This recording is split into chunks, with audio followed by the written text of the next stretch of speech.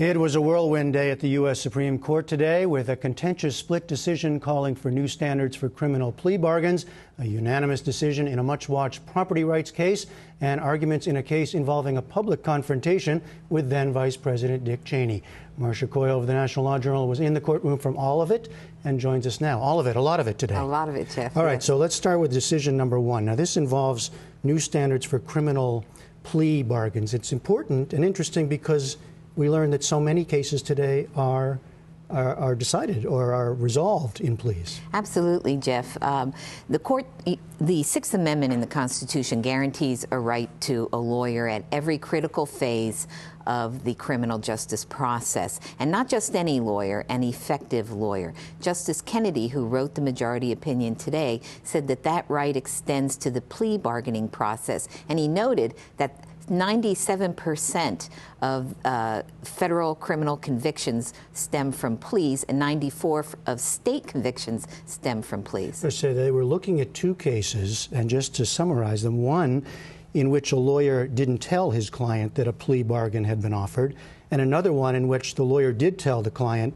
but gave bad advice. Absolutely. And Justice Kennedy said that a lawyer has an obligation to tell the client, and if he gives him bad advice, the client, the defendant, can make a claim of ineffective assistance of counsel. It's a constitutional matter. That's right. And this is not a get-out-of-jail card, because Justice Kennedy said also that the criminal defendant has to show that he was prejudiced. And that's a very steep hill for just about all prisoners to climb. Now, a dissent came from Justice Scalia, and it was blistering. It was some very, very tough language here. He called the decision absurd.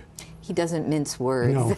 He read part of his dissent from the bench, which shows how strongly he felt about it. He said that the Sixth Amendment protects the fairness of convictions, not the fairness of plea bargains. And he predicted that this would open up a whole new world of litigation by prisoners claiming that there were problems with in the plea bargaining process. So that we always like to ask this wider implication, but that is precisely the debate in these. He says it's going to open floodgates. The other side, Justice Kennedy says, this can be done in a... Well, he said, well, one, it's a constitutional right, and so you take that risk with a right, but also these cases will go back to the courts below to decide what kind of a remedy should be given if there is ineffective assistance of counsel. And Justice Scalia thought that that was a bad idea as well, that you're basically punishing prosecutors when it's really defense lawyers who messed up. All right. Decision number two. Now, this is one that you and I actually talked about a few months ago when it was first argued. It involves a couple in Idaho that wanted to build on some property on a lake there, and the EPA said, no, it's wetlands. Exactly. This couple wanted to go to court to challenge the EPA's jurisdiction over their property, and they wanted to move under a federal law known as the Administrative Procedures Act. The lower federal courts said that the Clean Water Act precludes pre-enforcement challenges to EPA compliance orders. So the issue before the court was rather technical. Do these orders constitute final agency action? There's a presumption in favor of judicial review if they do. Justice Scalia was in the majority on this one today, and he had a busy day too today, didn't he? And I think he was much happier with this case. This was also a unanimous decision. He said that EPA compliance orders have all the elements of final agency action. There was nothing in the Clean Water Act that precludes judicial review, and so the Sacketts, the couple in this case, could go forward to challenge EPA's jurisdiction over their property. Not clear whether they can build yet, but they go back. No, that's right. They do get their day in court. And does this one have wider implications either for the EPA or for other regulatory agencies? Certainly for EPA, which issues an estimated 1,500 to 3,000 compliance orders every year, and not just to individuals like the Sacketts, but to corporations and companies as well. Whether it will affect other agencies that issue similar compliance orders, we're not really sure. A lot will depend on the statute under which those agencies operate. Okay, now, finally, not a decision, but an argument today. Now, to summarize the facts here, a Denver man went up to then Vice President Dick Cheney at a mall where he was making a public appearance. The man criticized the Iraq War. He apparently at least tapped, or touched the vice president on his shoulder, much of whatever happened is in dispute, yes. even apparently among the Secret Service agents at the time. True. But he was then arrested, charges were thrown out, but he brought a legal case. Now, what is the legal argument in dispute He here? sued the agents, claiming that it was an arrest in retaliation for his exercise of his free speech rights.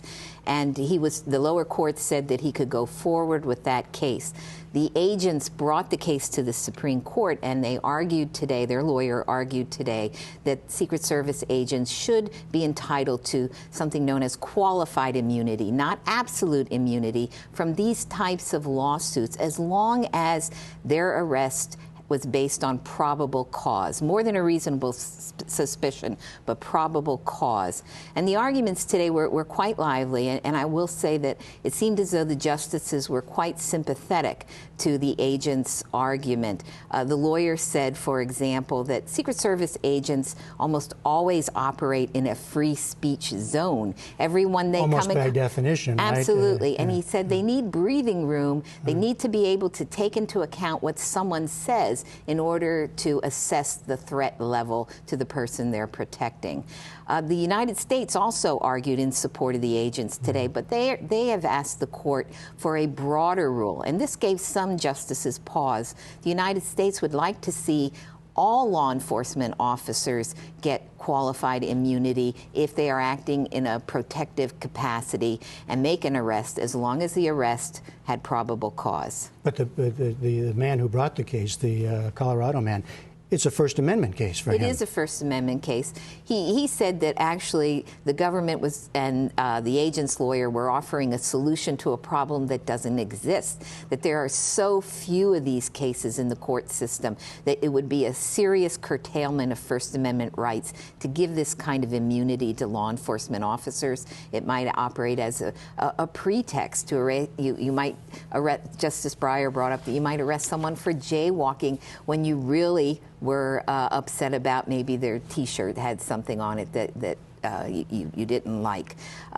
He didn't seem to make a whole lot of headway with the justices, but as I said, they are concerned about a broad rule here. And this one we'll see later on in the term, I guess. Probably sometime before June. Okay, Marcia Coyle, nice job. 3 cases. Thanks so much. My pleasure.